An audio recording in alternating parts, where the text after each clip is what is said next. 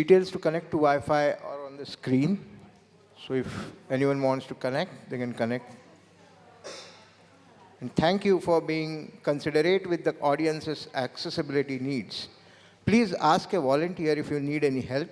You have already met some of them on your way up here. Also, please reach out to them in case you have a first aid requirement. They can direct you to the help desk. The help desk is near the cafeteria. Okay. Now, thanks to our colleagues at Godrej Properties, we have a disability explainer for each and every one of you.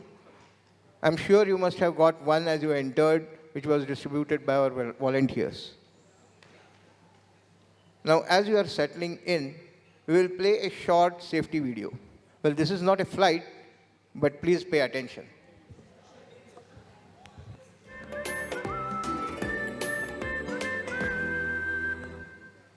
So, hi, I'm Pushkar, and I work with Godrej Agrovet, Aztec Life Sciences, a part of Godrej Agrovet.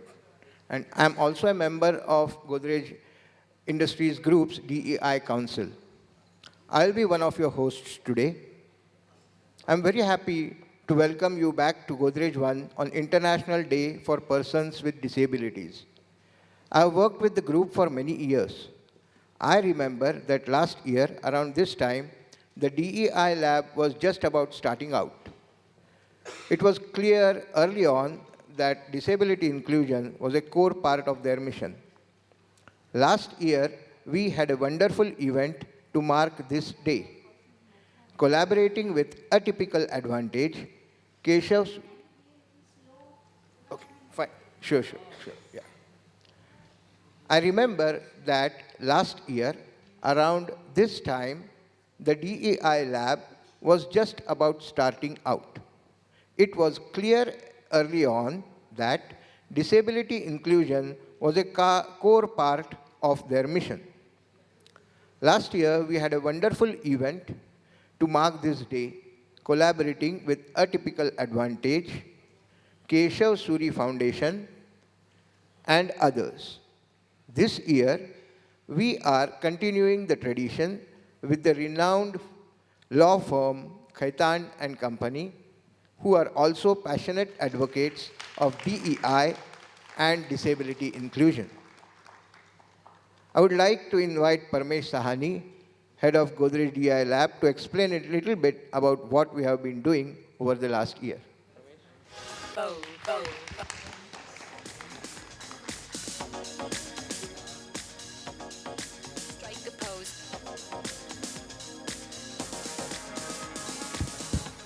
Thank you, Pushkar. Hi, everyone. I'm so happy you all are here with us on this day of International Day of Persons with Disabilities. It's a lovely Tuesday afternoon, and we couldn't think of a better way than to spend it with all of you. We're going to be doing a lot of clapping all day, so we can start right now. We're doing this in solidarity with the disability movements all over the world. But of course, disability inclusion is something that we don't only do in December at the Godrej Industries Group. We do it all around the year. Yes, got it. I'll speak slowly, yeah. So as I said, disability inclusion is not something that we do just in December. We do it all around the year at the Godrej Industries Group. And we're very, very happy to be spreading the message along with actually concrete actions with our partners Khaitan today. But before we start with the report, the handbook, as well as the conversation that we have, I just want to give you a sense of some of the work we've been doing within the Godrej Industries Group in the past year, right? So one of the biggest things we did last year was we collaborated with our businesses to track and measure data about our employees with disabilities, and you can see it on screen. Having good data will help us engage better, hire better, and actually serve our colleagues better as well. We actually publish our diversity, equity, and inclusion scorecard every quarter internally. So what you're seeing on this slide is the data as of quarter 2 for this financial year. We are sharing this with everyone, and we really want All the companies who are here, please share your data with everyone, because the more we share what we are doing, the more we will push each other to be better and to do better as well.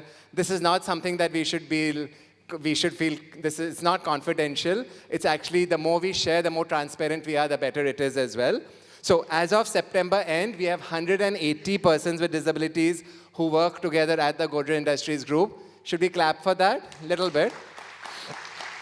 But I don't know, because there's thousands of employees, right? So I would be happy when this number reaches 1,000, 2,000, and so on. So I think 180 is really, really good. But there's so much more to go as well. So all our companies have been studying disability inclusion closely and actually taking steps. For example, Godrej Properties on this journey has the largest number of persons with disabilities of any of our businesses. We should totally clap for GPL. Within GPL, we are constantly working on increasing hiring as well as support for our colleagues with disabilities, sensitization and education for everyone in the firm. It's very much part of our design thinking, our product thinking, a key part of our value proposition to our customers. You will hear more about GPL's work later, because Zoya is on the panel. So should we clap for Zoya, who's going to join us on the panel very, very soon. Godrej Capital, which is one of our newest businesses, has made sure that every office space that we rent is accessible. We are striving to constantly work on and improve our remarkably successful 360-degree assimilation program for our colleagues with disabilities. This is just a glimpse of that was just a glimpse of the Thane office to give you a sense. And we're actually very, very excited to see more of this in the coming months. For those, once this event gets over, we'll play a short film on Godrej Capital's journey called Accessibility. It's about 8 or 9 minutes. So after this event and before snacks, for those who want to stay around and check out the film. I think you'll really like it. Thank you, Godrej Capital. We're going to be doing a lot more. At Godrej Consumer Products, we've been working on this all over the world. This is an image from Indonesia, where our colleagues in Indonesia have been working on a fantastic hiring program that really expands opportunities for persons with disabilities. And back home in India, in our new factory in Tamil Nadu, which is scheduled to start operations really soon, we are going to have a workforce that includes 5% persons with disabilities as well. This is part of a commitment GCPL has made to the Tamil Nadu government, and it's how we envisage the future of the group. So now let's clap for GCPL and the Tamil Nadu government. We want more and more state governments, we want the national government, we want the world to prioritize this so that we can together move ahead more inclusively, right? Now for all our news as well as news in general around the world of DEI, our lab actually tracks this and we share this with everyone. So, you can subscribe to our newsletter, you can follow us on all different social media. If you have a phone with a scanner, I think all phones have, why don't you zoom in and follow us right now if you can. You can point your phone at the screen if you wish. And literally, you learn not just about us, but we actually track other companies. We track what is happening in the DI space all over the world. And we also do really funny memes. So it's not all serious stuff. It's funny and cool stuff as well. So, chalo. Now, let's move on to our event. We were right in the middle of planning this event when our Supreme Court, the Supreme Court of India, directed the government of India to establish mandatory accessibility standards for public places. Let's clap for our Supreme Court and the government of India, who is going to enforce this, of course. So suddenly, it made sense for us to partner with a team of brilliant lawyers who care about disability rights. And I feel it's one of the best decisions we made this year. So I want to thank all our friends at Khaitan and Company. A warm welcome to all of you. For those who don't know, Khaitan and Company are one of India's most reputed law firms. Also expensive, but then they're worth it because we work with them, we know. And we're really inspired by how they're using their legal expertise and institutional knowledge. We don't mind you charge corporate clients as long as you keep on doing good work like this to advocate for a more inclusive and for a better India. We are very proud today. It's a historic day because we are releasing an updated, a fresh, much more relevant, new version of the very useful handbook that Khaitan has come up with about Indian law and disability at this event, which is just going to happen. And we are really looking forward to learning from all of you at Khaitan. as well as from our speakers and panelists, and indeed everyone in this audience as well. To learn more about this handbook and to release it, I'm going to call upon Arva Merchant from Khaitan. So can we please welcome Arva with lots and lots of music.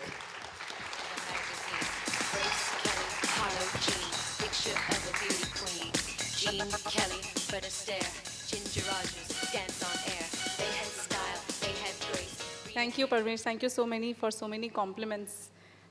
There's not much left for me to say after so many compliments that Parmesh paid us. I'm Arva. I'm a partner at Khaitan and Company.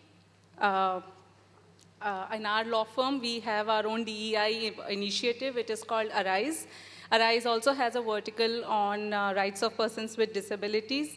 In 2021, we launched our first handbook on the rights of persons with disabilities. And here, thank you so much to Godrej for giving us a platform to launch our second handbook on rights of persons with disabilities.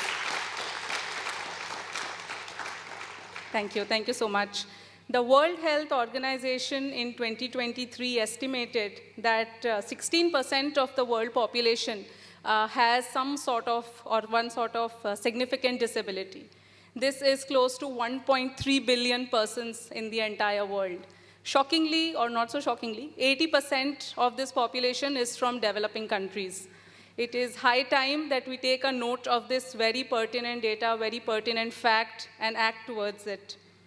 So moving on to our handbook. In this handbook, we have tried our best to consolidate the current legal framework which governs the rights of persons with disabilities. The flow of the handbook is this. We deal with the legal framework. We move on to discuss in detail the definition of various kinds of disabilities. Then we delve with, so we have selected several sectors or focus areas in which we discuss laws in connection to, and we have also dealt with the way the jurisprudence has evolved in these particular focus areas. So we have discussed concepts like legal capacity. We have discussed the provisions for education, livelihood and employment, social security and healthcare, transport and movement, culture and recreation, access to technology and communicative technology. We have tried our best to make the handbook as relevant as possible for lawyers and more so perhaps for non-lawyers as well. Do read our section where we have discussed various case law and how the courts have gone a step ahead in developing the legal framework which is available in the government sector, as well as directives which are directions and suggestions which are issued to organizations in the private sector. Then we have taken the liberty of discussing a few best practices which organizations in the private sector could look at, and we look at it in a little more detail as we move along. Next slide, please. Thank you. So the legal framework covers the 1987 Mental Health Act, which had consolidated various other laws given at that point. In 1995, the Parliament enacted Disabilities Act of 1995. 2007 was a very important year for us, where India ratified the United Nations Convention on Rights of Persons with Disabilities. In 2016, the the legislation enacted the Rights of Persons with Disabilities Act, and it replaced the 1995 Act. This new act, we will also see how in one very important Supreme Court judgment, the court has tried its best to help us understand what is the difference between the old act and the new act. Then in 2017, the 1987 Mental Health Act was repealed, and the new law was enacted, which is the Mental Health Care Act, and which provides for better and enhanced protections to the rights of persons with any kind of mental illness. The handbook, of course, deals into all these aspects in much more detail. The next slide, please. Thank you. The handbook then goes on to discuss what are the various categories of disability, the various disabilities. The handbook also discusses important definitions like barriers, discrimination, what is the legal definition of persons with disability, and what is the meaning of benchmark disability. The first disability is the physical disability, various kinds of it: locomotor disability, visual impairment, hearing impairment, speech and language-related disability, intellectual disability. You will see that the law is actually very extensive. covering the various aspects and recognizing the kinds of disabilities that exist in the world today. There are specific learning disabilities, dyslexia, dysgraphia, etc. The law also covers people on the autism spectrum. The legal framework as it exists today very clearly recognizes that there is something called mental illness and what needs to be done about it. That act does not delve perhaps too much into the employment aspect, but it definitely makes very good inroads into what are the basic legal rights, fundamental rights, which are available with people with various kinds of mental illnesses. Then there is disability which is caused due to chronic neurological conditions such as multiple sclerosis or Parkinson's disease, and also covers blood disorders of various kinds. Next slide, please. Thank you. So the legislation framework which is available in the country is predominantly split into three kinds. The first one is, of course, the Constitution of India. Then there is the Rights of Persons with Disabilities Act 2016, which underwent some amendment as well. Then there is the Mental Health Care Act of 2017. The Constitution of India, we all know, of course, provides for our fundamental rights, which are covered in the Part 3, which are also very inclusive. The jurisprudence which arises out of these constitutional fundamental rights they do make for a very interesting read. It's quite inspiring. And that is what keeps us motivated. The way Parmesh explained how the law firm works, it keeps us motivated. There is equality before law. There is rights with respect to reproduction, rights against discrimination, right to live in a community, and right to access justice. If you see the handbook, you'll realize that the more awareness is created, the more people become aware that such rights exist in the legal framework, and the more they come forward to exercise those rights, it gives an opportunity to the courts and the legal framework, legal system also, to make justice more accessible to all of us. Moving on to the rights of persons with disabilities. Previous slide, please. Slide number 4. Yes, thank you. The PWD Act in particular deals with equality, dignity, and non-discrimination and any kind of offenses in connection to these. Recognition of legal capacity and competence to exercise various rights. Legal capacity, we will see, forms a very fundamental aspects of all our lives. We buy a simple thing that's entering into a binding legal agreement.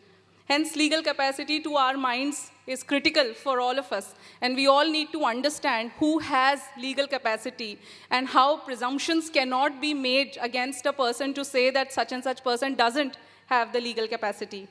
The law also talks about right to live, including personal assistance, right to protection and safety, right of children with disabilities, and right to assignment of a guardian for persons unable to make legal decisions on their own.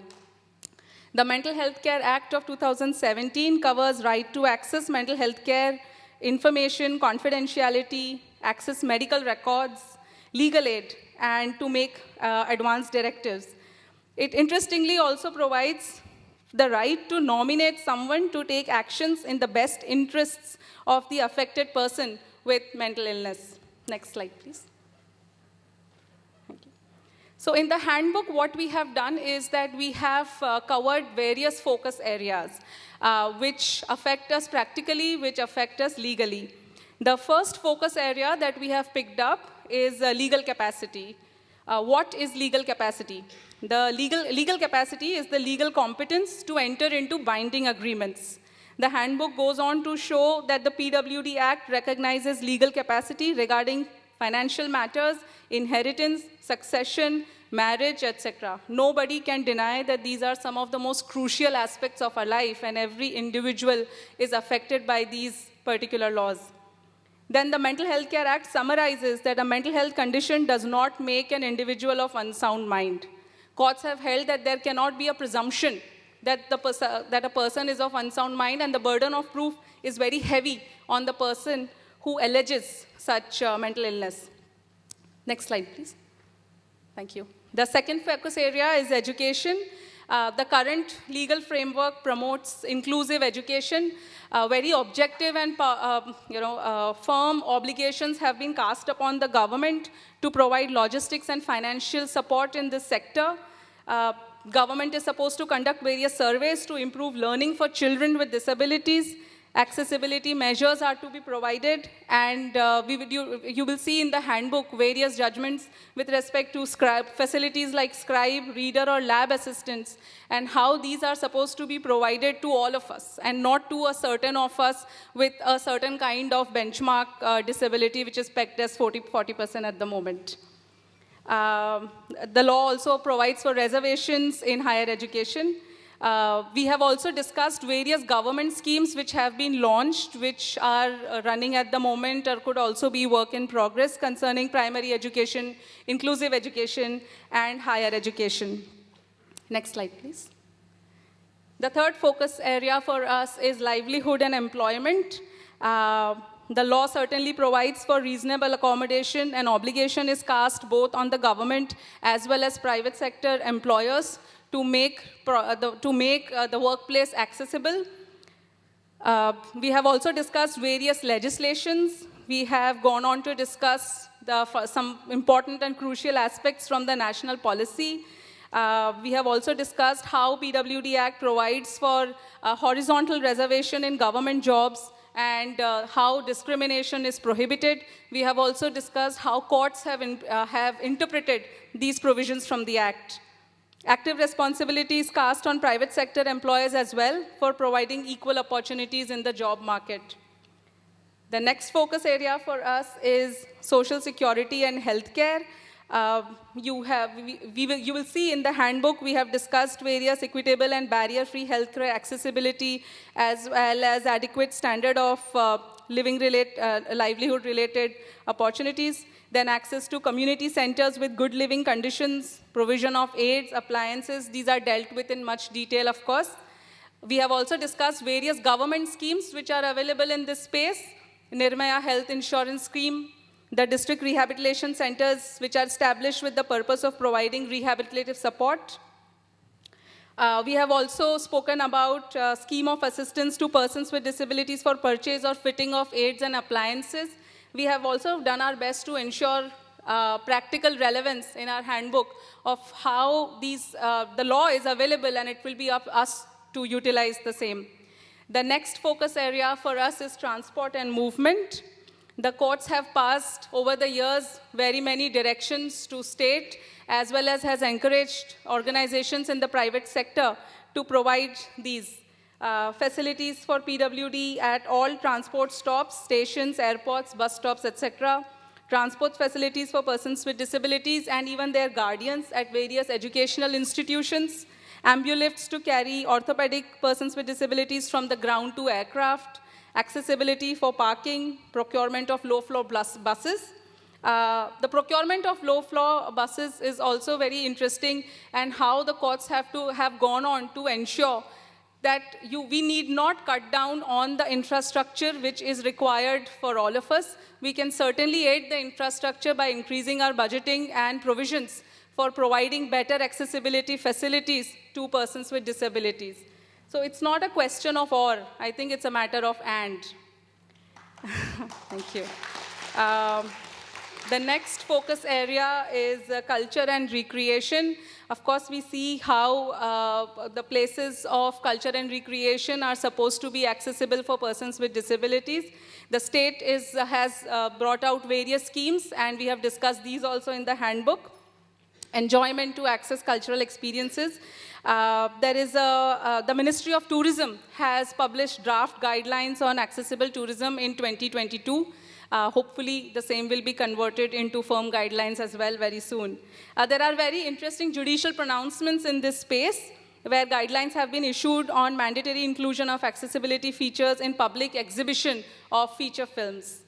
Portrayal of disability in media, and distinguishing between disability humor and disabling humor. Quite interesting jurisprudence has developed in this space. Do have a look at it. The next slide, please. The last focus area in our handbook is on access to technology and communicative technology. we see how technology helps and aids all of us. And I think the time has come, and the government has recognized, the parliament has rather recognized the need for better technology and better accessibility in the communication space for all of us. This accessibility covers development of technology, assistive devices and equipment to facilitate inclusion in recreational activities, sign language interpretation or subtitles for television programs, websites built to make information accessible to people with disabilities with EPUB and OCR. The Supreme Court, the handbook on highlights more suggestions on increasing accessibility. Next slide, please. So a few takeaways for all of us. Number one is that rights are protected under various provisions of the Constitution along with all the legal framework which is existing today. This is to be done by creative, positive obligations on the government to provide additional support to persons with disabilities. Very good directions have been captured in various schemes, various surveys, the data, limited data that is available, what organizations in the private sector could do to make workforce more inclusive and workplaces with better accommodation. The next takeaway for us was the effective and proactive utilization of these rights under the PWD Act, including creating and seeking right to employment in public and private sectors. The jurisprudence has developed quite beautifully in this space, and we see good instances of judicial activism as well. Lastly, implementing policies to retain and extend support for career progression of employees with disabilities. Lastly, the next slide, please. We have taken a liberty to discuss some of the best practices. We were able to understand and follow the HR policies around the world, and some of these suggestions we have made in our last segment of the handbook, and these are the concluding remarks from our end on the existing legal framework and what could we do in the future. We have discussed inclusive hiring policies, workplace accommodation in office spaces and other workspaces, sensitization of our members, resource groups, robust policies for formulation, adoption, and implementation, self-care and well-being initiatives, accessibility audit. Audit creates accountability, and it also helps us prepare action plan. I think Godrej is doing some fantastic work in this space already, and I think it's high time that we all recognize that we need to do more. We certainly need to do more in this space. Finally, we are committed to work in the space of DEI, and at the moment, our work is in the legal space. That's where our expertise lies. Do feel free to reach out to us for any queries, any suggestions that you may have. Have a look at our handbook. We are again very grateful to Godrej for letting us present and launch our handbook here. I just want to add, and we have captured this in our handbook also, that in the words of Robert M. Hensel, who's a wheelie with a Guinness World Record, there is no greater disability in society than the inability to see a person as more. And that's where we would like to end it. Thank you so much. Yes, please. May I please request all the panelists to come up here and all the Godrej representatives for launching our handbook. Thank you so much.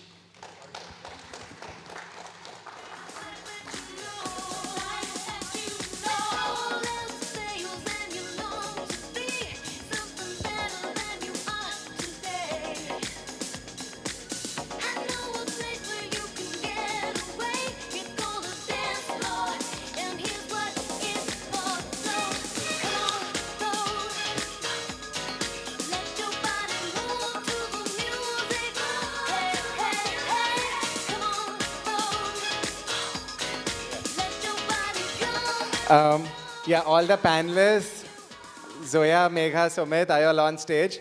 Why don't you all come to the center of the stage? For everyone who is wondering where to get the handbook, you will have it emailed to you by the end of today or tomorrow. So you'll have it in your inbox because all of you have registered already, so you will have it.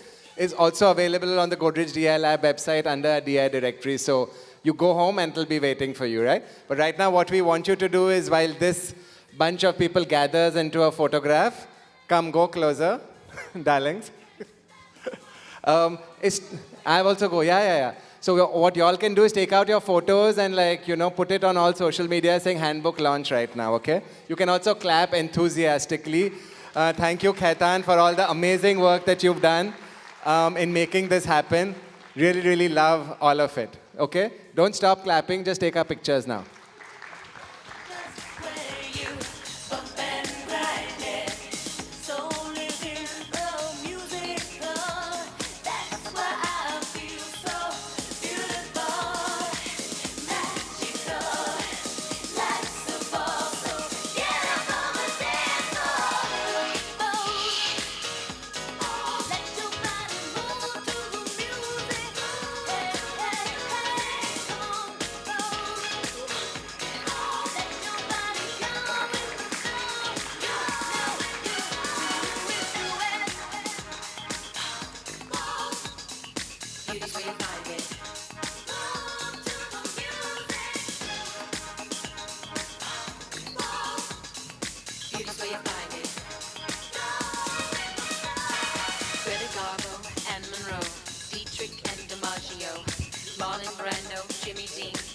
On the cover of a magazine, Grace Kelly, Harlow Jean, picture of a beauty queen. Jean Kelly, Fred Astaire, Ginger Rogers, dance on air. They had style, they had grace. Rita Hayworth gave good face. Lauren Catherine Manitou, Betty Davis, we love you. Ladies with an attitude, fellas that were in the mood. Don't just stand there, let's get to it. Strike a pose, there's nothing to it.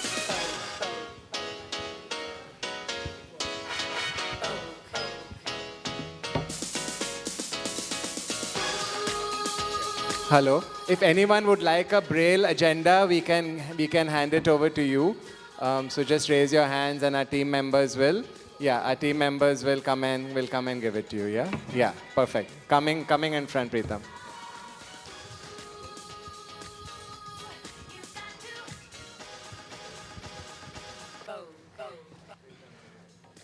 So that was wonderful. And with the launch of the handbook, we can now proceed to the next part, which is panel discussion. I would like to introduce our panelists, starting with Ananya Sharma. Could you please? Yeah.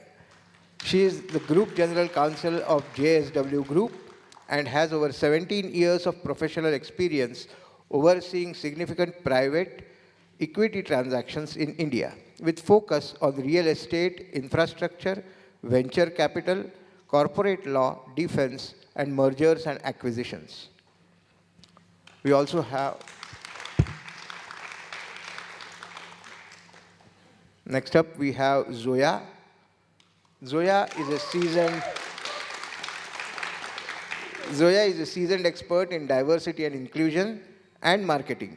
As the lead for D&I and employer branding at Godrej Properties, they drive inclusive policies.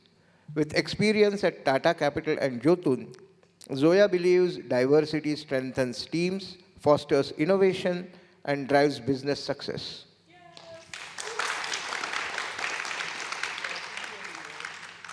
Now we have Madhavi. Madhavi Lata Prathikudupu is a former national para-swimming champion and founder of the Paralympic Swimming Association of Tamil Nadu. She also founded YWTC, Yes, We Too Can, charitable trust which created the opening film that we just saw. She advocates for disability inclusion through sports and filmmaking and supports training opportunities for people with disabilities in media.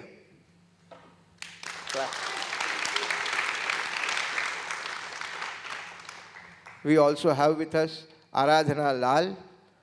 Aradhana is an MBA from IIM Ahmedabad and has 31 years of experience in sales, marketing, corporate communications, and sustainability. She is a TEDx speaker and leads sustainability ESG initiatives at Lemon Tree Hotels, including Planet and People, and co-leads recruitment of employees with disabilities and new initiatives in the disability space. Let's have it for an Aradhana.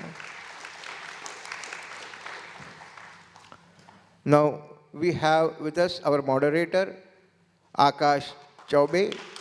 He has over 2 decades of experience in the corporate and commercial practice group. Akash is also an active member of KCO's DEI initiatives and leads several discussions on mental health and well-being in the workplace.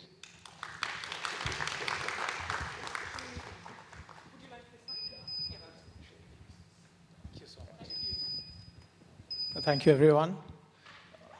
So, first of all, and I'm sure that all my co-panelists share the same emotion and sentiment. What a fantastic facility and how well it is beautifully done. And more importantly, how the effort of the entire Godrej DI lab as build up to this event. Your Instagram posts absolutely on point, and the environment, the entire the setup of this particular session, we thoroughly enjoyed and participating. I'm speaking on behalf of everyone here.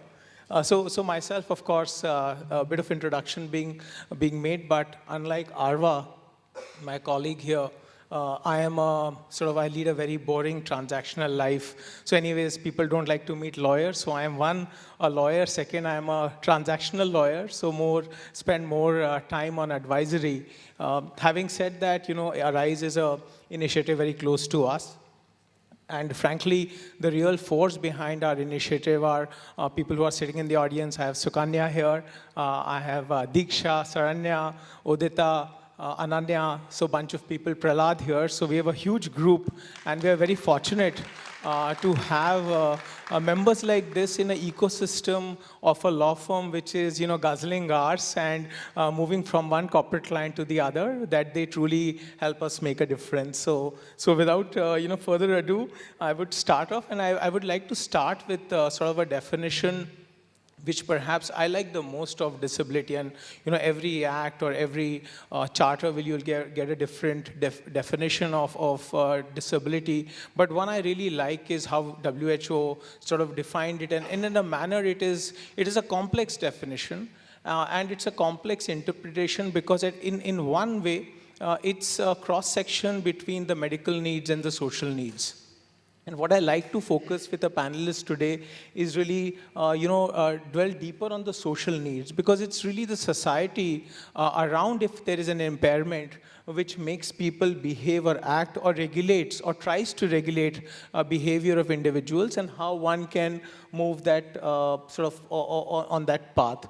So maybe first question, and it's a common question to all the panelists, and Radna, I'll come to you. I'm a big fan of what you all have done.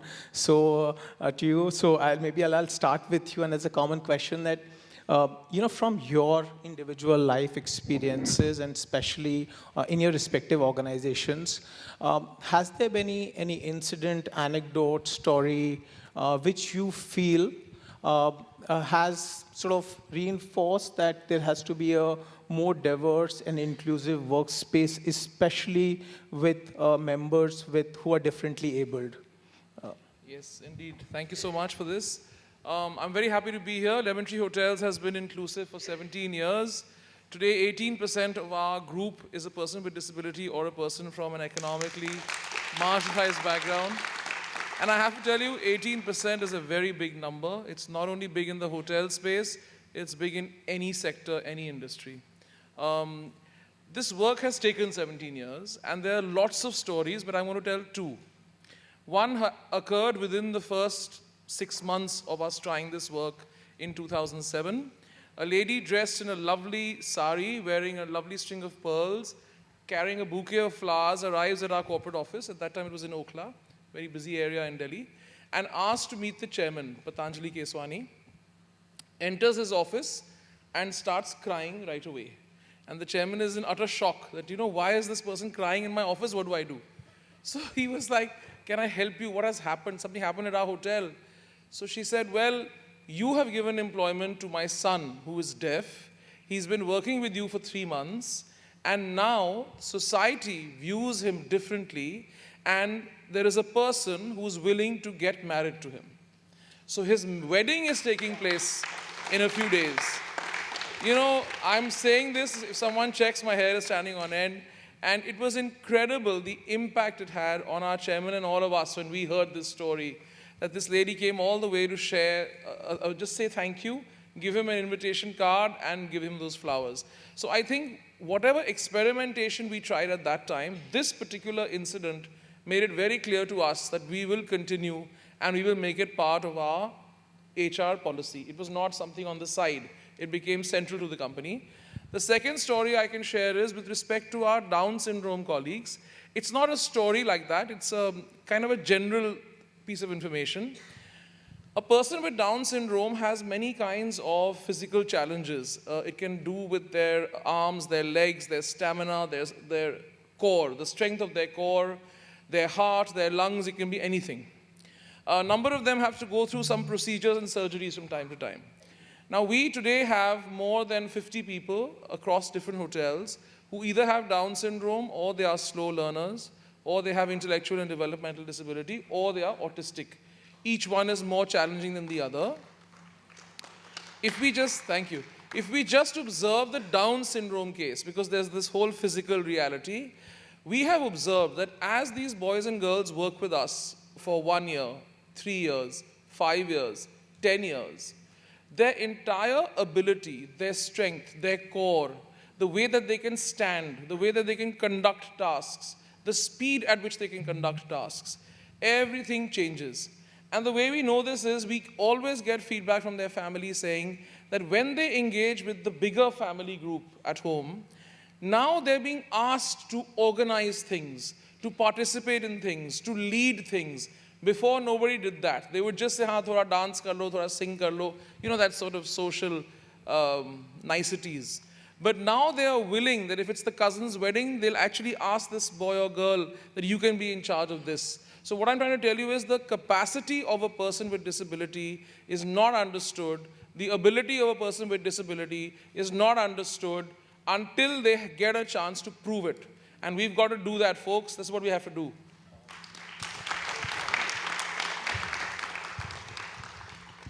Okay, because the mic was passed on to me, I'll go next. I'll give two, again. One is a personal one.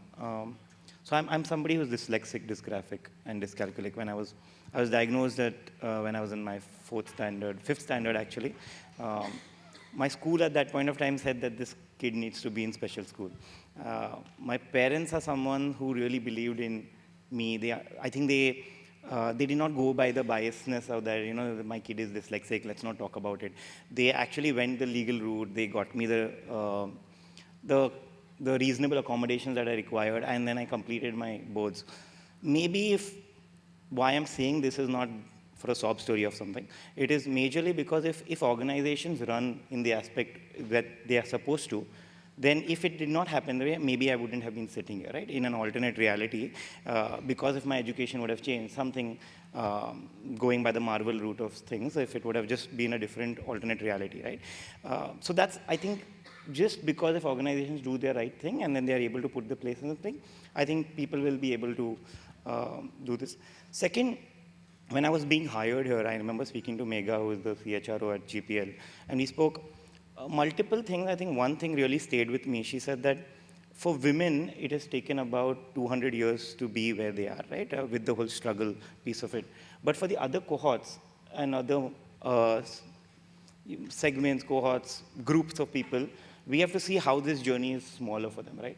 It's human tendency for us to put people into boxes. And most of the times you'll see even persons with disability, you pick up LGBTQ, they're all miscellaneous. That's why they're plus, right? But actually there are multiple different paths, experiences, different journeys, different problems, solutions, everything. So like, say, for example, when we were starting off with persons with disability hiring, we were, I think, 0. Now we are about 100 in a span of 2 years.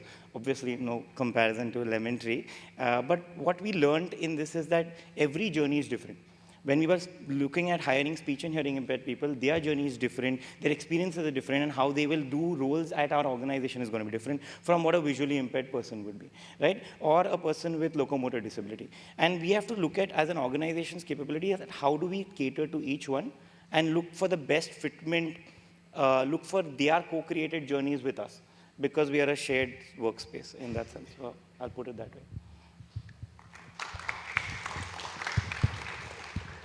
Before going to personal experience, I would like to appreciate our Godrej DI lab team a lot, because right now they presented, right? When they presented, they showed that figures, how many persons with disabilities got employment. And next slide, I liked it very much. How many of them are there in the entry level, middle management, all those things. Many places people will only tell that we have this many staff. They will stop with that. I will ask them, if I am there as an audience, I will ask them how many of them are there in the middle management and senior management. Till now I heard that only nil only or one or two. Today I am able to see that middle management, and I hope to see next time in senior management also. That is very important. I appreciate you a lot for that. You boldly announced that how many of them are there in different categories. Okay, next coming to personal experience, on Diwali day, one of my wheelchair basketball players, she came with sweets. Then she was telling me, she was treating me like God. Actually, it's not like I am not trying to tell about personal this one. Then what she told me, when we started this wheelchair basketball activities, first time, everything we did first time, because we only started that all these efforts. First time we sent 10 women players to Thailand for a training camp, international training camp. She was one of the players. Till that time, she was treated differently by her family members, own siblings, and extended family members. They didn't care her. Then suddenly, after she went for this international trip, among their entire family, she was the first person who went abroad. So that camp gave her a lot of confidence in her, and everybody in their family started looking at her with jealous. So that was the change. Now she started one travel agency. How much confidence she got with this sporting experience. Now I am also asking her only, whenever I want to travel, I am checking with her. So that's the transformation, as Aradhana told, that giving the chance. If we give that chance, anybody can do. It's not persons with disabilities or non-disabled people. Even here we have Geeta. Later you can check with her how sport transformed her life. So even now I am working with the media, right, filmmaking. So first time when they came onto the stage, they were shivering to perform anything. But with the 10 days of that training, acting course, when we arranged that course, by 10th day, very confidently they are performing. And whatever they are learning, either through sports or arts, now it is going into their personal life and professional life also. There also they are succeeding. So through our trust, we are trying to empower persons with disabilities through sports and arts. Thank you.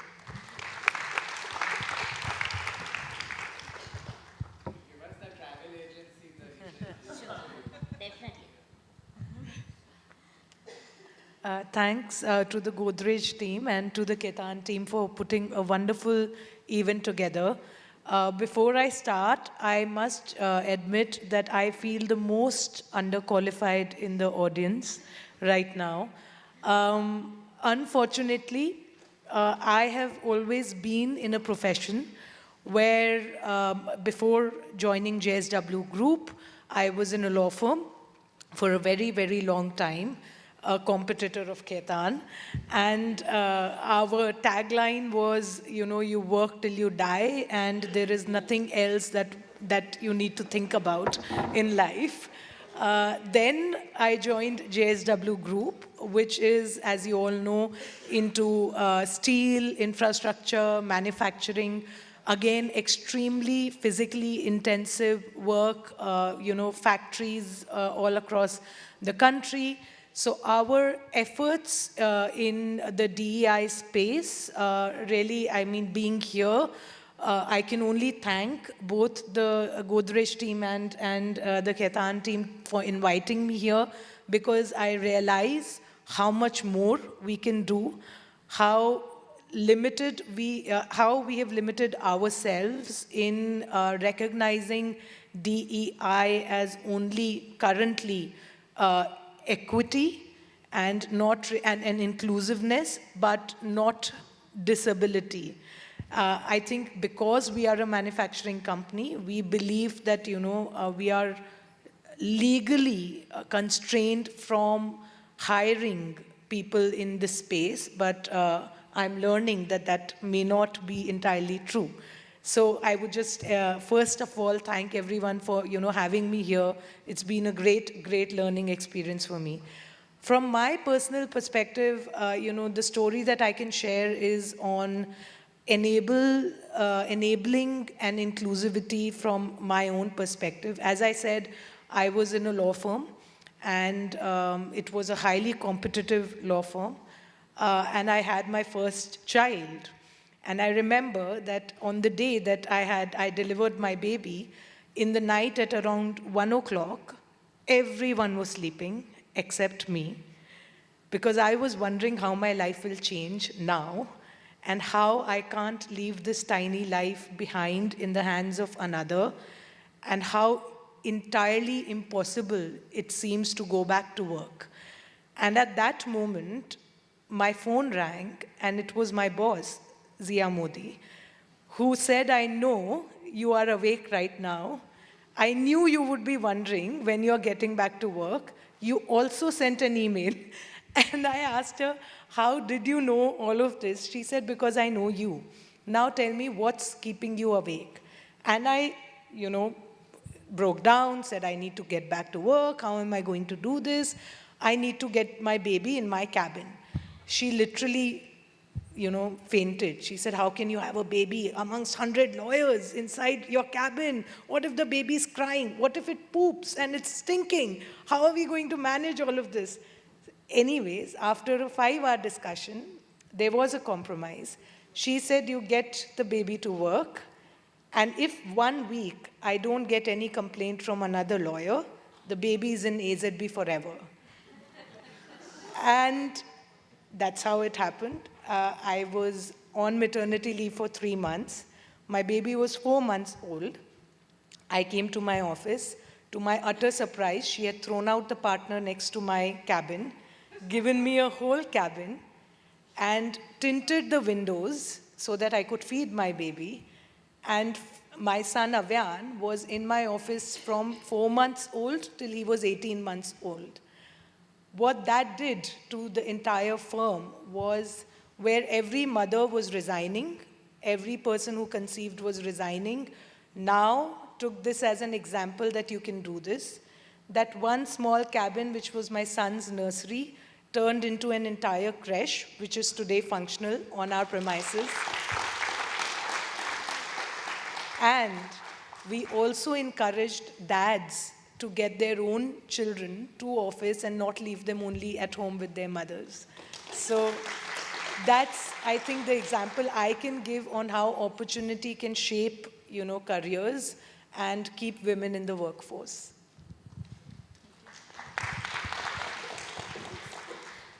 I actually don't have much to say because Ananya has captured everything that I would have also shared. I have very similar experiences where I have traveled with my kids, my 2 girls, to Delhi, to Supreme Court. I was working on the Sabrimala matter before the 9-judge bench. I have very similar experience there. At Khaitan, though, we work a lot in the mental health space, and we have a lot of initiatives where we understand that all of us deal with mental illnesses. In fact, I have not contributed much to it, honestly, but I have had some reverse results over here.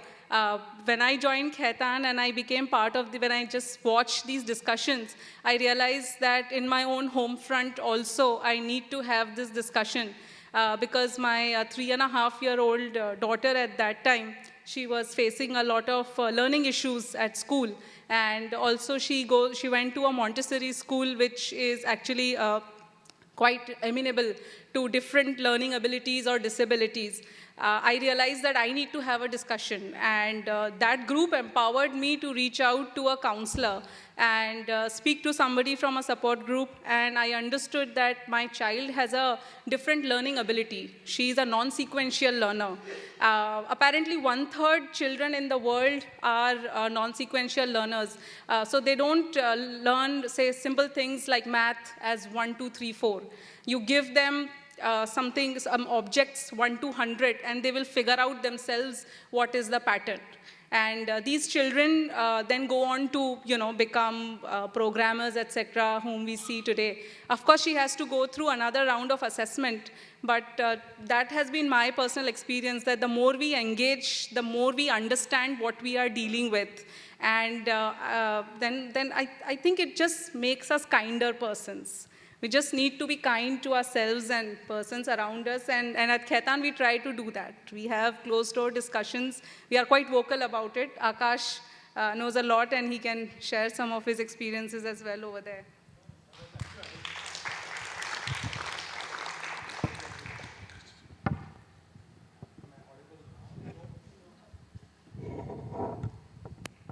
Hello. Yeah, I'm good now. Great. No, thank you, everyone. Aradhana, that was a very fascinating story. And we are talking of, the changes in different legislations, et cetera, et cetera. Lemon Tree started the journey perhaps because of that, sort of emotional incident. 17 years back, you gave us a number of 18% of your workforce. If I'm not mistaken, Lemon Tree also won the Shell Helen Keller Award 3 times. Wow. And the National Award 3 times. So unbelievable, where, some of us are starting in our organization, our journeys, you are so far ahead. How do you, in terms of building a culture, how do you build a culture, and I'm sure there are people beyond the Godrej group who are in the room, how do you build a culture in an organization which is truly diverse? And, like simple things like a ramp architecture here, it can easily be missed, but there are small things that are done. So how do you go about it? So first I want to ask this group, who's non-Godrej? Can you raise your hands? Nice, nice. Take a look at this. Very nice. Okay, I have 4 colleagues from Lemon Tree Hotels. Could you stand up for a second? My lovely 4 colleagues, I can see you. So 2 of them are operations colleagues, 2 of them are sales colleagues. They each have been in our company for minimum is 10 years, more than 10 years. Yeah. So they are like founding team members. I'm a founding team member. So when you ask about culture, so that's my culture, walking with me right here. Please sit down and do meet everybody later. Yeah. So culture is about 2 things. One is it must be physically possible for people with different disabilities to be in your organization. As you rightly mentioned, the ramp, the gender-neutral washroom here, kudos. And just all kinds of accessibility, whether it's the machines we use, the equipment we use, whether it's data, whether it's software, whether it's the training room. Now think about this, think about your organization. So many of you raised hands as non-Godrej. If we enter your training room and there's a person who's deaf, would there be an interpreter like the lovely lady here? Thank you, ma'am. Ma'am, what's your name? Madhu ji, thank you so much. आप बहुत ही अच्छा काम कर रहे हैं. Excellent work. Now, just think about this. She's not had any water, and she won't for a while. She'll just continue with what she's doing. And I've noticed this at all events, that if there's an interpreter, she can't stop her hands. She'll keep going. So I was saying, in a training room, would you be able to train deaf people as well if you don't have an interpreter like her? No. So that was one of the first things we had to do in our company, because the number of deaf colleagues is the highest number that we have. So these are the physical aspects. But before we get to this, there is a way of thinking. There's a level of awareness. There is a kind of a sensitivity that we need to build. So Lemon Tree today has about 9,000 employees in total, I'm talking, all employees. And at the time we started 17 years ago, I don't think we were even 1,000. So what you have to consider is, did everybody in the organization accept, agree, know and understand ki yes, let's bring people with disability? Do you think everybody accepted? No. There were literally 3 or 4 people other than Patu, our chairman, who got it instantly. My role was not inclusion at that time. As you might tell from my behavior, I'm a sales and marketing person. I've been so my whole life, yeah. Full drama. So even I got it. And as a salesperson, I really did get it, that this is different and this is really something wonderful. So it takes a lot of sessions, a lot of talking, a lot of dialogue, a lot of one-on-ones, and also one-on-manys, with basically sensitization sessions. So I want to tell you, in 17 years, we conduct sensitization sessions at all our hotels. Today, there are 112 hotels in 71 destinations. We sensitize them all. And remember, it's the hotel sector. You have a high turnover rate, so we have to keep sensitizing. So literally every month or second month, we'll keep on conducting sessions, especially around deafness, because it's the largest number, but also around autism, Down syndrome, low vision, physical handicap, all the disabilities that we engage with. And this is what makes our team better equipped to understand the piece. And I want to tell you one very wonderful upside of this. As a guest, if somebody goes who has a disability, yes, our hotels have ramps, our hotels have access, wonderful. We followed all the requirements. But our hotels also have staff who will understand your disability and how they should engage with you.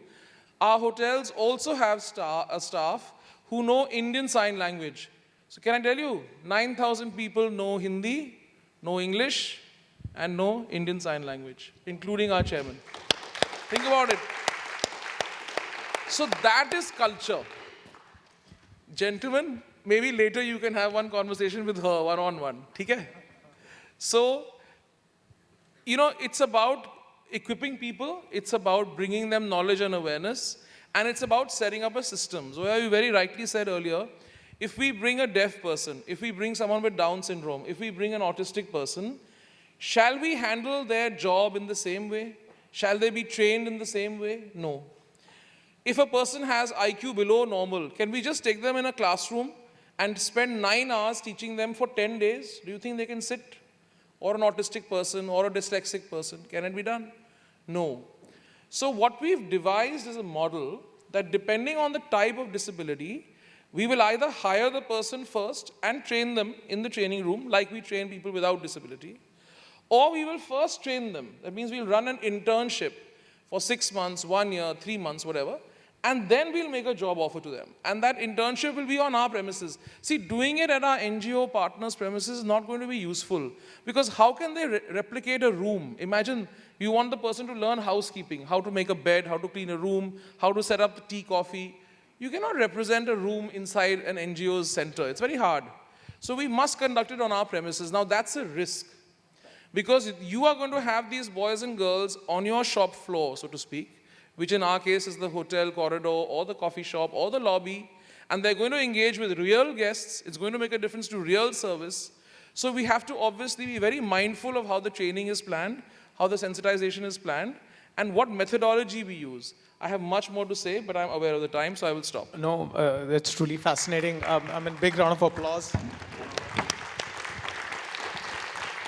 I have to, I'm sorry for my own ignorance. Amount of good work that y'all are doing is just phenomenal. I want to, jump and get into the whole business imperative parts of it. And, I've not touched about the not-for-profit and, angle to it. But ultimately, businesses are for profit as well. And it's just not one segment of the ecosystem, but number of people depend on organizations, how the outcome they would have, how profitability will measure up. So Ananya, from let's say from your perspective, group like JSW, you mentioned about heavy in manufacturing and bunch of other businesses. Would this be a strategic priority for you in the past or going forward, and how do you view as a group? From my discussions with my DEI colleagues before coming for the session, what I understood was that efforts to have a more inclusive work environment is already underway. We are prioritizing, in a more inclusive hiring. We are ensuring there is no bias on any front when we are opening positions and looking at CVs for particular jobs. As I had mentioned, having a heavy industry, it is not legally permissible for us to hire physically challenged, people at the shop floor, because that's against the Factories Act. We were just discussing that, there should be an amendment to that act as well, where people who are not dealing with dangerous equipment or heavy equipment are still allowed to be employed in a factory, so that they can seek employment in these far-off areas, because most of our factories are not located in Bombay or Delhi, or places with access to all the facilities and the education and even the right to demand equality, right? So our factories are in far-off places where this is a real issue. And I think an amendment to the Act is something that we should all be probably pushing for, so that that employment can be provided to people in those areas as well. In terms of inclusiveness, we've just started with a very, I believe, a very wonderful, initiative where we are now hiring ex-defense personnel who are women. Mostly women go into the defense forces as a short service commission, which is 5 years. And post that, they have trouble in finding an appropriate job because they've gone to the armed forces right out of school, right? So we are proudly now employing around 35 ex-service women in our factories, on our shop floors, in roles which they were actually trained in the defense services as well. So that's an initiative I'm very proud of, and that's what I would like to share. Thank you so much, Ananya. We saw some amazing data that Parmesh shared earlier about Godrej as a group, and Godrej Properties doing so much. Again, a similar question to you is, how does your corporate goals tie in with this? And are there measures or measurable matters that you look around when you are looking at disability specifically? I mean, within the broader realm of DEI and disability, how do you merge the two? And how do your conversations go internally? So I think DEI are pieces that have come into later. But if you look at it from a business context, Godrej Properties is in the business of real estate. The purpose statement of GPL is that we create spaces that enable everyday joys. One community, one family, one home at a time. We are very clear that anybody and everybody can stay in the apartments, the homes, the spaces that we are creating. And if we're able to do that, we need to actually mirror our workforce. Our workforce should mirror the community that we serve. And that includes men, includes women, it is LGBTQ, it includes persons with disabilities, elder people, younger people, everybody, right? How do we kind of build for them is where we want to start from. And that's why we said that, okay, how does our workforce kind of have that representation? We knew that we had women at a representation to a decent amount. We said that, okay, now let's look at LGBTQ and different gender identities. Then we said, okay, now let's look at disability, and then let's see how we can bring in folks with different abilities, right? I think that's the core of where the business imperative comes from. If you look at even Godrej Trees, where you're currently sitting, this is a mixed-use development where there is places where there's offices, then there is F&B, there is apartments, and then there's landscape. How do we see in all of these things, from steps to garden areas to office spaces, how are we actually not stopping anybody from entering, right? If at a democratical level, if you look at it, a democracy's main job is to see that for its minority also, how are we really protecting their rights, right? And that's where at an org level, we have to see that if this is the community and the consumers that we serve, how do we kind of get that? It's a basic thought from which... No, it's very beautifully put, and thank you for that. And, just reminds me, when we, in our organization, we do some tech development, and there's this occasional odd request. So we say that let's solve for 99% of the problem, not 1%. But in conversations like this, an initiative like this, you have to solve first the 1% of what you want to include when and what your culture really wants to stand for, and then the rest follows. So thank you so much. And it's great. Of course, I please. think when we're looking at disability, right, the focus is always that, okay, how do you fix for a person with, say, locomotor disability, and we put a ramp. But if you solve for one, you can extend that solution to many. If we are able to solve for a person with locomotor disability, it also can be solved for a person who is elderly, right? You can look at all of these aspects. Like even having, if you look at Microsoft, the reason that you have, subtitles or, captions, that it solves for somebody with even a mild hearing impairment, right? Or say, for example, your ears are blocked for some reason, you're not able to attend a meeting, but you're able to still see it. I'm saying that temporary disabilities also are taken care of at that point of time. I need to say something here. I'm injured in some muscle and tendon injury. So I had to, before coming here, I had to check that would the stage have a ramp. I just wanted to be sure, because when I walk down, it's a little hard to manage on the stairs. And even though it's just one, I can do it. But I really lived through what was just referred to, that if it's a temporary situation, then how do all these facilities of accessibility help you? And you see this beautifully in Europe and other parts of the world, where it's so much part of the everyday life.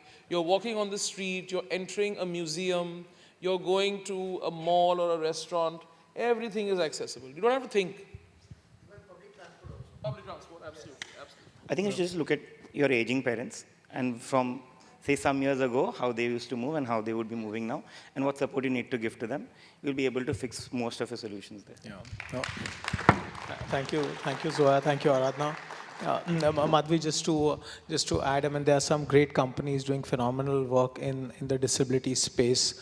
There is, of course, this, you remarked about, seeing more in terms of middle management. So, one and the sad part is that far in between. But Tata Motors, did manage that. They had, in 2016, a person with visual impairment became the factory manager for one of their factories. So I think you will see as times progress, yes.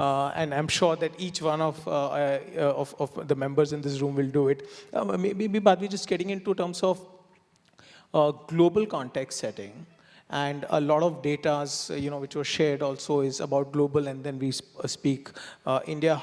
Are there things that you see globally more relevant, and are they being sort of adopted or contextualized in Indian context?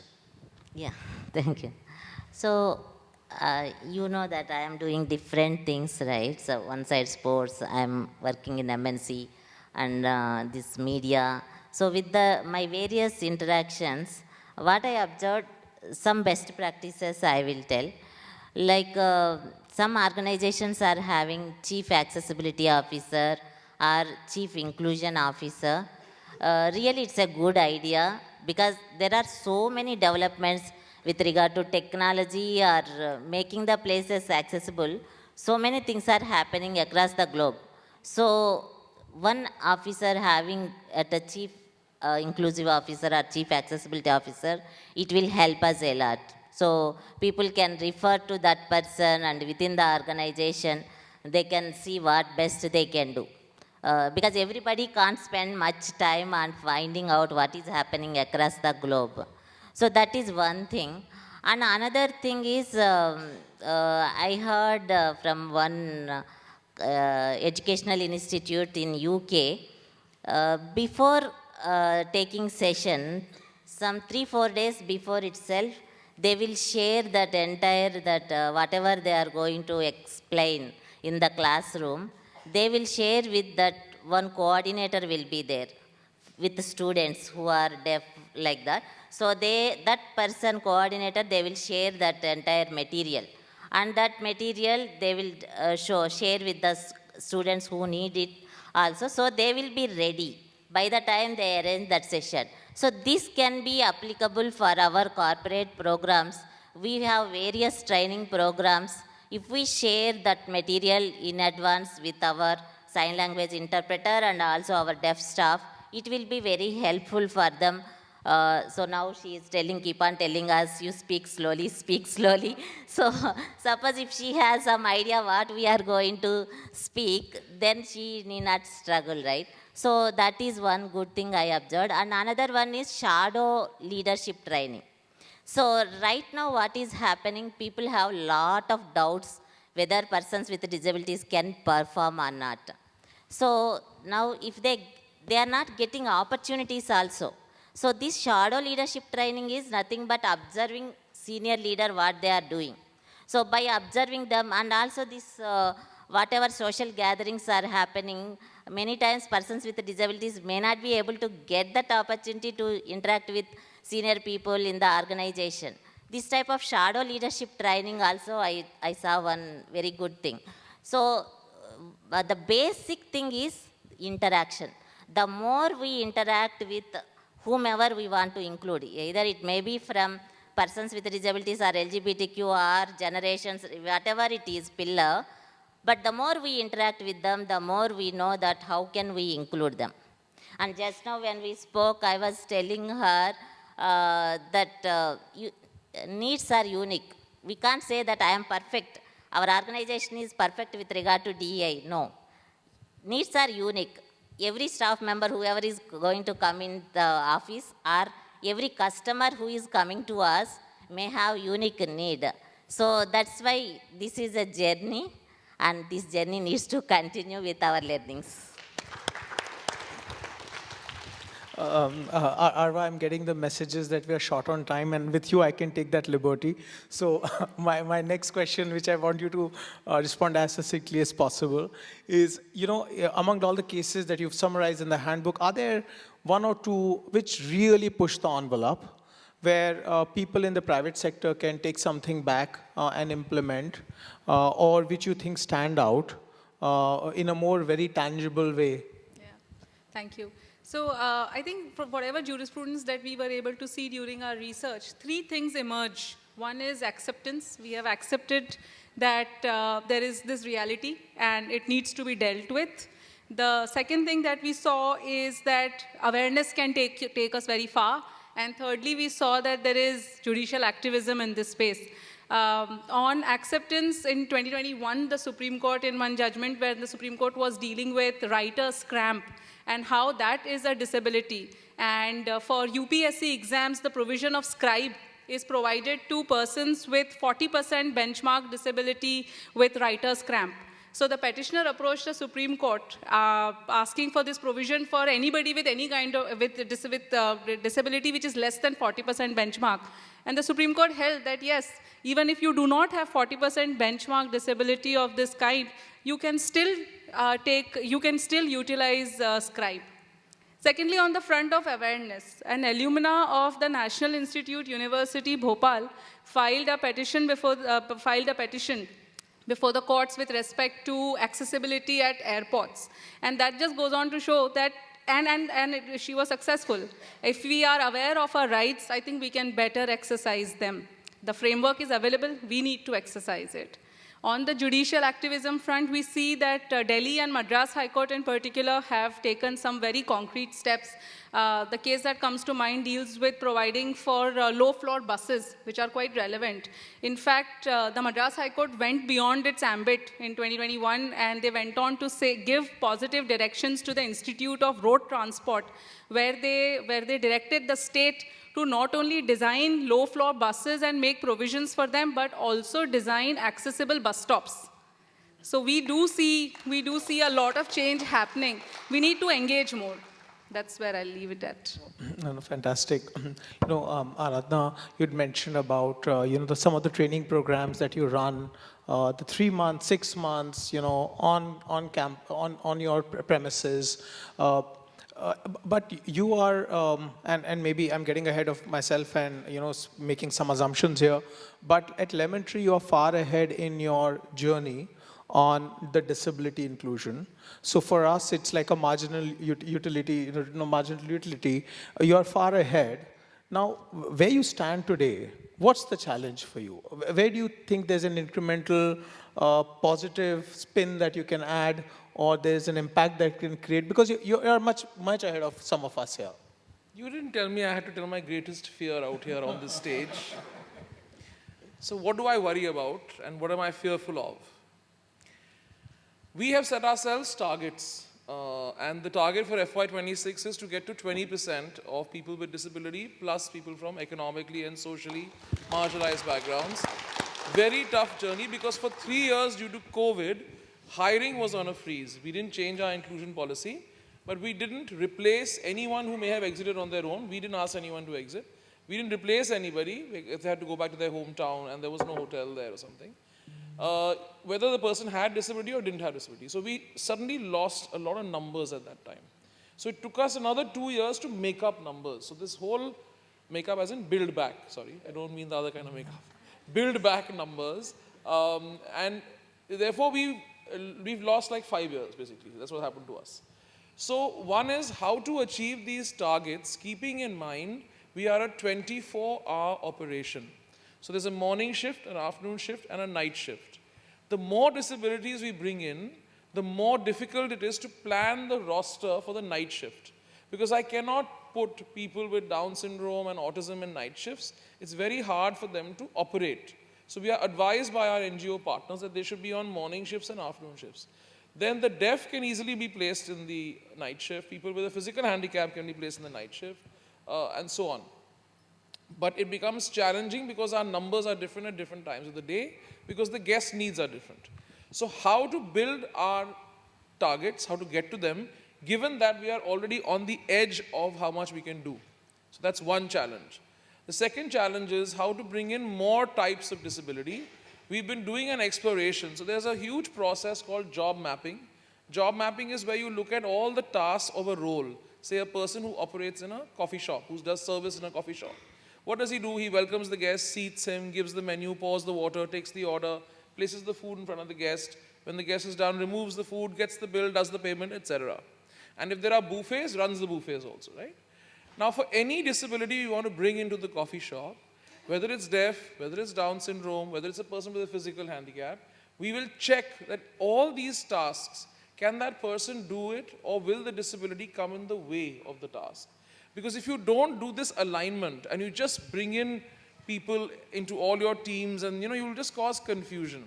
If the person can't deliver their work, they will suffer, their colleague will suffer, their supervisor will suffer, and the person who's the manager, and I have people here who are running big teams, they won't be able to run their teams if we haven't done this work of job mapping. So it's really something we need to do for all the new disabilities we want to get into. Just to tell you, we've been doing one round of exploration for the last almost 1 year now for special learning disability, which includes dyslexia, dyspraxia, ADHD. And it's really interesting that there are so many opportunities we can give them, but we're trying to figure out which is the best way to go that will be the smoothest. So it's taking us some time. So this is the second challenge, bringing in more disabilities. And the third one, which she rightly said, that I always ask who's in middle management, who's in senior management. We have done promotions, by the way, for people with physical handicap, people who are deaf. And I'm so proud that we did 2 promotions for intellectually disabled folks as well, just to a supervisory role. They're not managers. But really, to move that needle, it took, 3-4 years to make that needle move. It just took that much time. So how can we plan for growth of our colleagues? That's another challenge. So if any of you have ideas, I'm here after this. Come and tell me. Thank you, Aradhana. Every word that she's speaking, one is anxiety that builds in and the opportunity that I feel. So, I don't have my notes to keep, but I make sure. But Zoya, in terms of what you're doing at Godrej Properties, how do organizations can really walk the talk? And this is very difficult. One is practicing listening to Aradhana, but actually implementing, going out and doing it, there's a different, and we only see the challenges around us. We just don't look at what the solutions will be. So, I can see, okay, this is a problem, how do I do it? What do you recommend? I think some parts Aradhana did cover of what we do. So I think job analysis and disability mapping is one activity that organizations really need to do. It's a must thing that you need to check which task is there and then put the right person for the right job, right? Because we are an equal opportunities employer at the end of the day. The other piece, and it's, you use the word walk the talk, we actually do this thing. So we trained all our architects on universal design first. Dr. Gaurav Raheja, he's the one who conducted the training, the one who has created the harmonious guidelines for universal design. Now, what we call walk the talk is actually an accessibility audit for all our site offices. We take our employees, we ask them to use wheelchairs, we ask them to get blindfolded and actually experience the barriers at site. So that's a very different form of sensitization along with, because say 1 year back, we had just spoken about LGBTQ, we spoke about sex, gender. I did not want to go back to all my employees saying, hey, this is a presentation, 21 types of disabilities, now mark it up. It's not how people are going to understand what is access and what is the barrier to it. So I think walk the talk as a accessibility audit thing that has really worked for us. And from there now people are knowing, okay, this is what I need to make as a change in my site, right? I think experiencing the builds in some empathy of formats. Obviously sensitizations is something that you really can need to do. I think every employee that comes in, there has to be an induction session that it happens, you inform them that these are your values and why you're doing it as an organization, right? One thing I'd like to add from a challenge point, when we have started hiring, we have realized a lot of our organization, I think Madhvi's point is that a lot of them stay at the fringe of the organization. They're not at the heart of the organization. They're not in sales. They're not in customer centricity, in operations. How do you bring them to the knowledge workforce is what you kind of need to really look at, right? For that, we have realized that one is job analysis and disability mapping. But how do you actually look at the job description and why was it created or who created it? So generally, if an able-bodied person will create it, they'll be like, okay, if I could do this, the other next person should be able to do it. You have to look at the negotiables and the non-negotiables of a role and really create compensation accordingly in that sense. Just a thought, we'll leave it there. Very fascinating. And I'm going to put you on a spot. So listening to all of this, if you were to, meet tomorrow your management, and if you were to make one recommendation, what would that recommendation be after, this extremely insightful session that you have? I mean, something to take away from here. Sorry, yeah, absolutely. Yeah.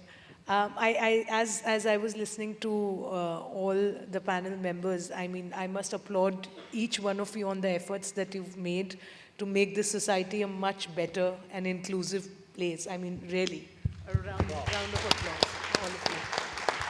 As I said, I'm the most underqualified, but fortunately, I'm in a position where I have the ability to direct policy in my organization.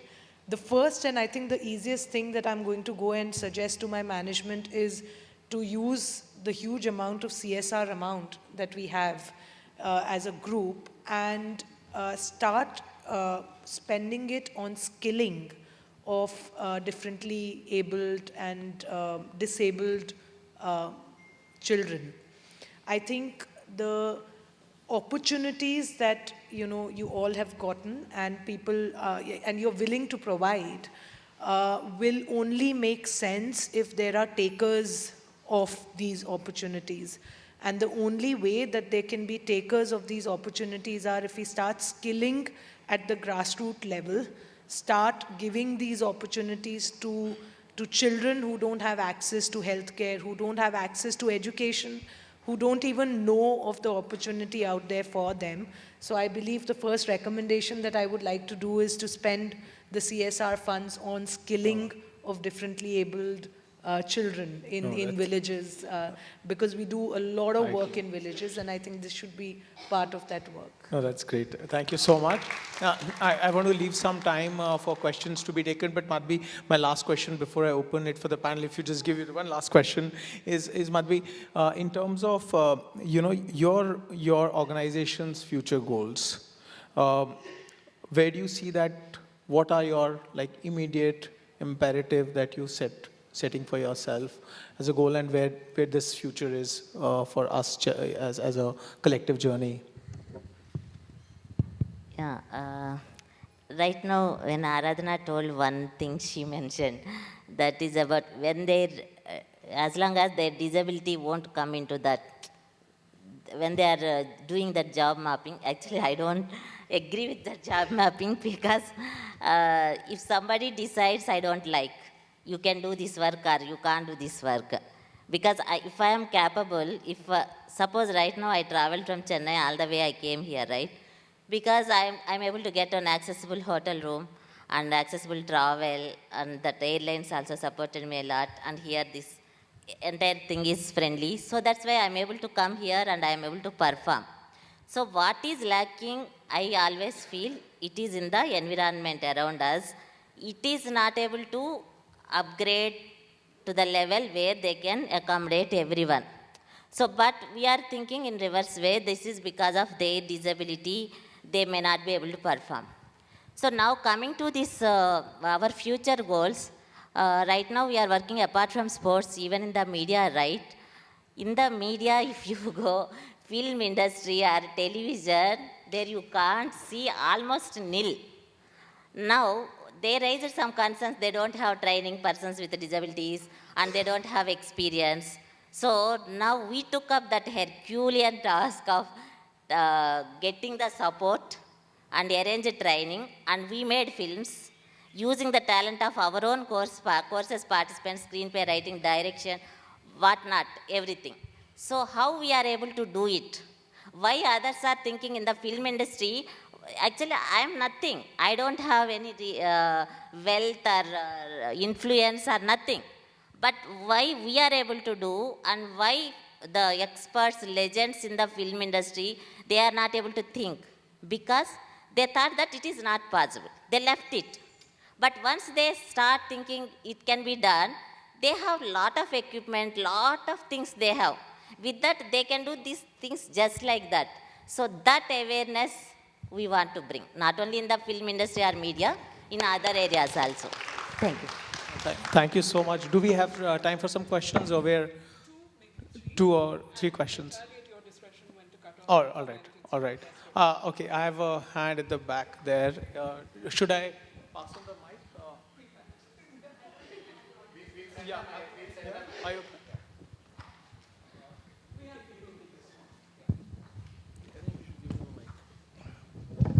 You can use this.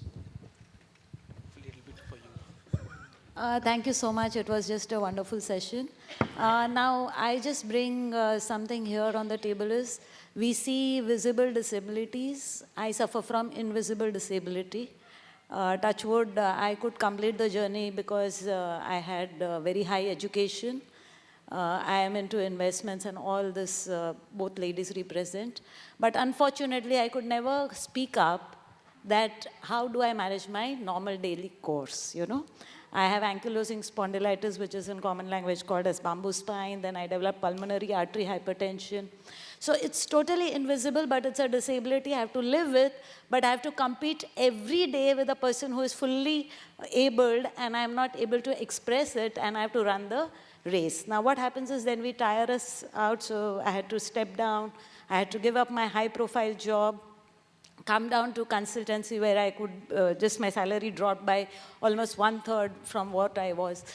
What is lacking here is there is so much of awareness when it is visible, but there is hardly any when it is invisible. So there's so many things intellectually I can do, but physically I can't do. Now, how do I express that I need a job which I can handle, which is 10 times more than what I'm doing now? So I just wanted to put this point that if abroad there is quite a few things on this. So abroad you have invisible forum, invisible disability forums which run this, and they can be very well placed. And ultimately everyone looks at financial independence, what come may. So that is where I believe that there is also this one very critical area where one can look at, and if it not have been education in my life, I don't know where I would have landed up. Because ultimately, as you rightly said, Ananya, it's about education at very ground level, the basic level. If we have it, everything is in our favor. All those opportunities knocking at your door, you can take it up. But what happens when it is invisible, when it develops later in your life, and if you do not have, because I see most of the women struggling. Both the diseases I mentioned are women diseases, and they're mainly in abroad, not in India. So we are classified as rare, invisible disabilities. Sorry, not a disease, it's a disability. It's really first time, and I mentioned in the mail which I received the invite from DIE, I was thrilled that I'm representing and sitting here today for this event. So I'm very thankful to all of you. Thank you so much for sharing your thoughts. Thank you so It was much. wonderful. I'll mindful of the time, so I'll just take one question. Please go ahead. I think the lady in the middle.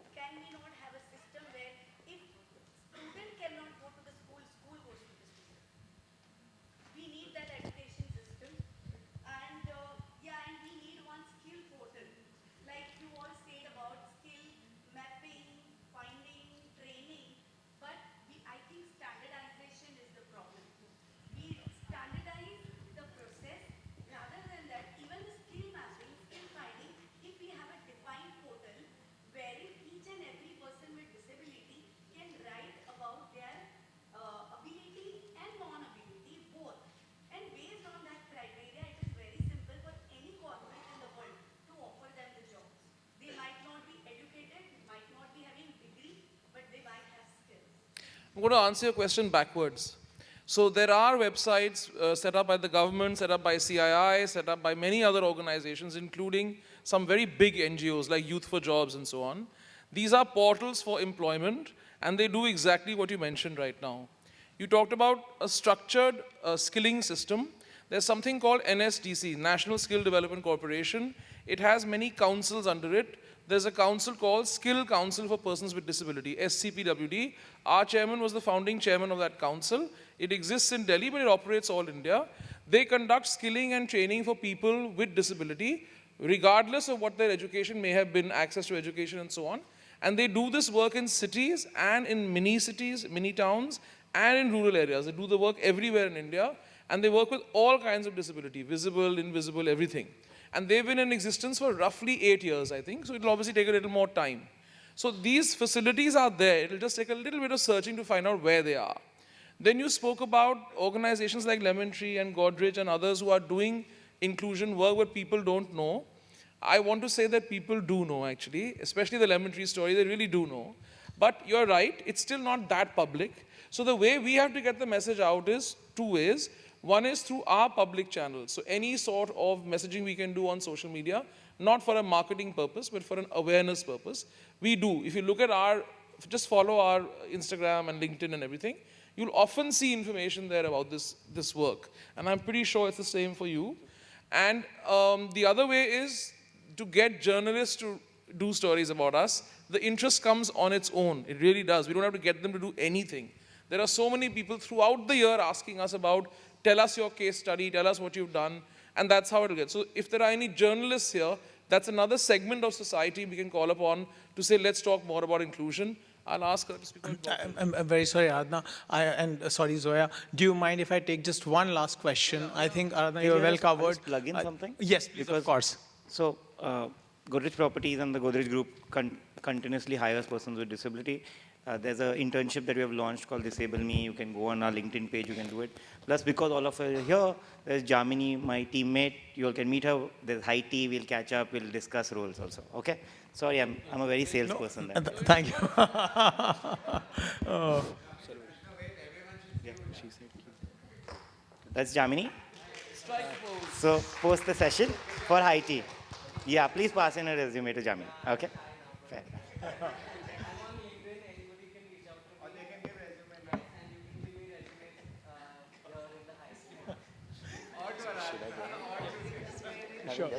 Sure, please go ahead. Thank you. Yes. A very good evening to all the panelists, and thank you very much for all the humility and pride that we spoke of about the various measures. Am I audible properly? Yes. So my question is to Ms. Arva ma'am and Ananya ma'am, as she also worked in a law firm priorly.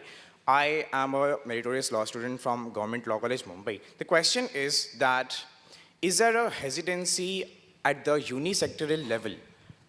Institutions which are unisectoral, they don't have any other sector or any other verticals to employ people with disability, considering that the sole business outlet is the same. Secondly, what kind of a collaborative approach is required, A, on the part of the candidate, what kind of adjustments or accommodations he must make so as to fit in that unisectoral approach of the firm, and B, what kind of difficulties are there on the part of the hirers about some adjustments or accommodations at present which forces them to feel difficulty to make those accommodations or adjustments, just a part of their readiness or unwillingness?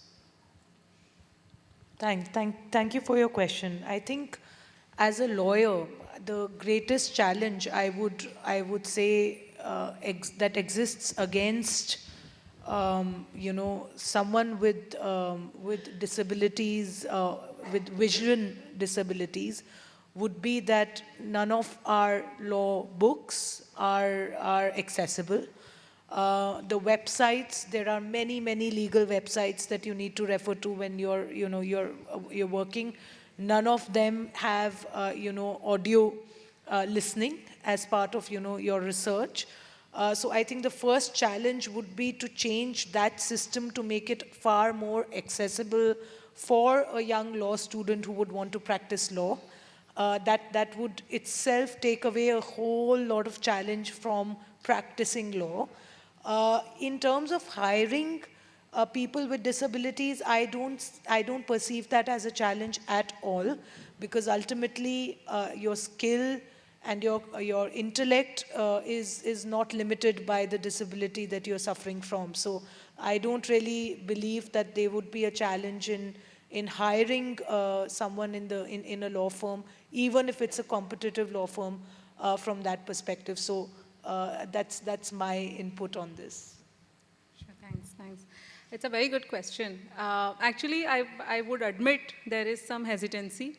But at the same time, we do see people with visual impairment who are quite successful lawyers. There is a senior advocate in Delhi who has visual difficulties, but he has a thriving practice. Somehow he has overcome all his obstacles. There is somebody I know in Madras High Court also who diligently comes to court.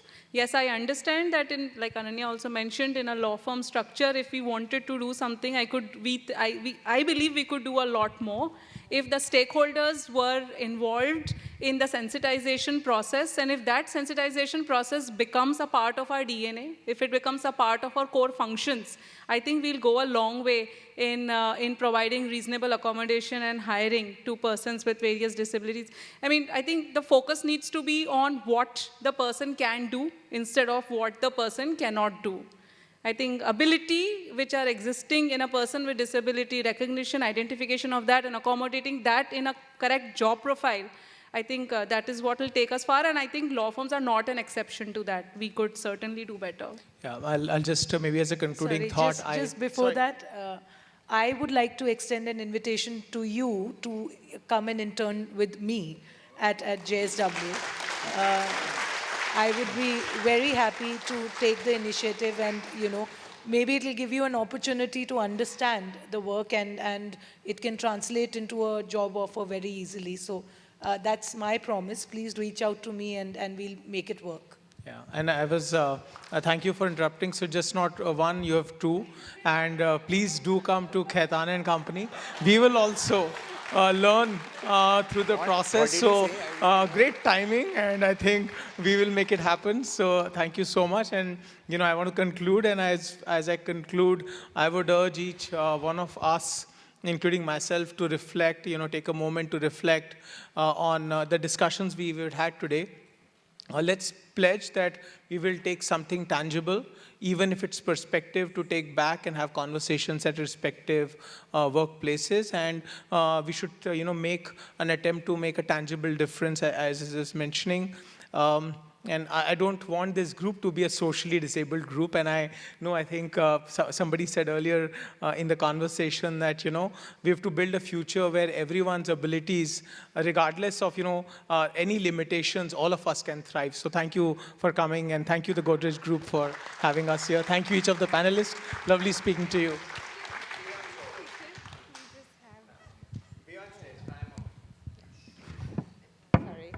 So, who enjoyed the discussion today? Say yay.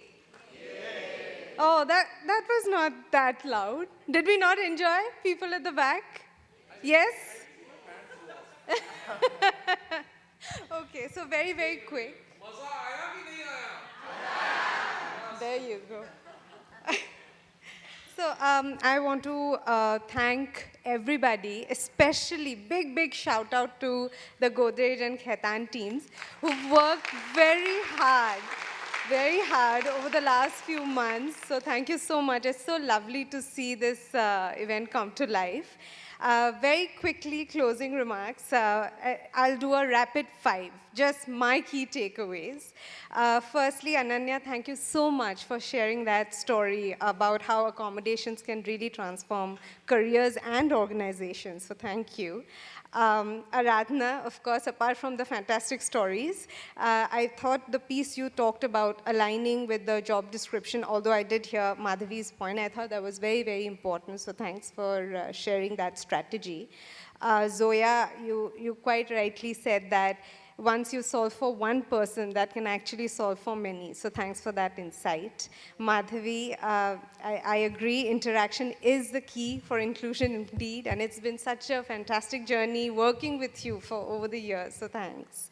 And Parmesh, I really appreciated what you said, that we must share DEI data transparently, and it's not a secret, and I thought I'd end with that. So thank you so much. We just have a few gifts for our speakers, so inviting Ananya and Udita to please come on stage. And then I promise we can all the go panelists just be on stage only. We have like 2 more minutes here. So just 2 more minutes and then on to snacks. But a stare, Ginger Rogers, dance on air. They had style, they had grace. Rita Hayworth gave good face. Lauren, Catherine, Manitou, Betty Davis, we love you. Ladies with an attitude, fellas that were in the mood. Don't just stand there, let's get to it. Strike a pose, there's nothing to it. Okay, while the panelists get their gifts and mingle, a few more things for everyone here. The evening is not yet over. Thank you, all the Khaitan team, to the DL Lab teams, all the wonderful volunteers we have here from all the BUs as well. Very quickly, for everyone who's here, you can come back next week. Our CSR wing at Godrej, Good and Green, is hosting an incredible event on business and human rights. You're going to see the invite come up. You can scan that as well. It's a very exciting panel to listen to. If you enjoyed today, you will probably enjoy listening to a very good discussion about business and human rights. Otherwise, seriously. So come back here on 10th December. So thank you to the Good and Green team for doing this. This event would not have been possible for all through the incredible logistic support.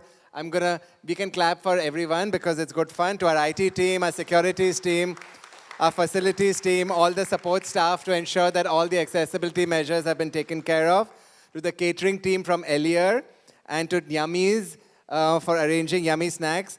We are going to give you a glimpse of the menu that we are going to have right now, just so that you can see. It's great fun. So don't leave. Essentially, we're going to have good snacks and mingle over snacks as well. A special thank you to Harshad and team from JMD for covering the event. Manav, who did photography for the event. Madhu, our sign language interpreter, thank you. Now, you know, while we now elegantly, after 2 minutes, you know, get down and move towards the cafe for that menu, you will encounter 2 stalls. One is from Access for All, which also did the Braille agenda for today, and MAN Foundation. Both these stalls feature amazing accessories, tactile artwork, and a DIY workshop. So visit the stalls, buy all the products. They're all going to folks from the community as well. Any students in the house, if you want a certificate for attending, here's how your certificate will look like. You know, just ask your campus coordinators to get in touch with either Harsh or Yukta. Harsh or Yukta here. Yeah, come in front. Come in front. So all the students in the house, reach out to Harsh and Yukta, and you can get your certificate for coming as well. Now, while all of us elegantly troop out and go and have snacks, if you wish, you can stay for 5-6 minutes and just see this wonderful documentary, which will keep on playing. Snacks will still be there after 5 or 7 minutes. So enjoy our film. Come back next week. Lots of love to all of you. See you in the cafe. Yeah, you can't bring the snacks in, but you can be here, see the film, and come for snacks after that, okay? Lots of love. We can have the film.